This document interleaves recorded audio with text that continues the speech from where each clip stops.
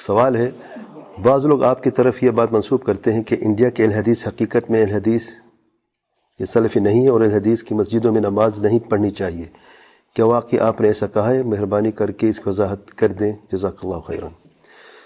انا للہ و انا الیہ راجعون، یہ بات بالکل غلط ہے اور بے بنیاد ہے۔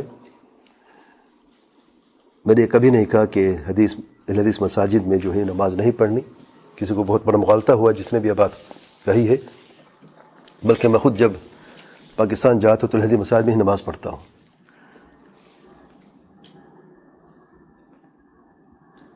اور مجھے نہیں پتا کہ کسی نے شاید غلط فہمی ہوئی ہوگی، میں نے یہ ضرور کہا ہے کہ لشکر طیبہ جو ہے اور جماعت دعویٰ کی مساجد میں نماز نہیں پڑھنی، کیونکہ علماء نے پر کلام بھی کیا ہے، دلائل کی روشنی میں وضاحت بھی کی ہے، کیونکہ جو منہجی غلطیاں ہیں اور ان کی ممبروں پر اکثر دہشت گردی کی باتیں ہوتی ہیں اور حکومت کے خلاف نعرے اور باطل منہج کو بیان کرتے رہتے ہیں، تو میں نے یہ ضرور کہا ہے کہ جماعت الدعوہ جو ہے ان کے ساتھ جڑنا جائز نہیں اور نہ ہی ان کی مساجد میں نماز پڑھنا۔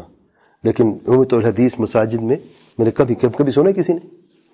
میں ہمیشہ کیا کہتا ہوں کہ کہاں نماز پڑھنی ہے؟ حدیث مساجد میں نماز پڑھنی، تو بار بار میں نے کہا ہے، میں خود بھی ان مساجد میں نماز پڑھتا ہوں۔ بہرحال کسی کو بہت بڑا مغالطہ ہوا ہے، اس کو درست کر لیں۔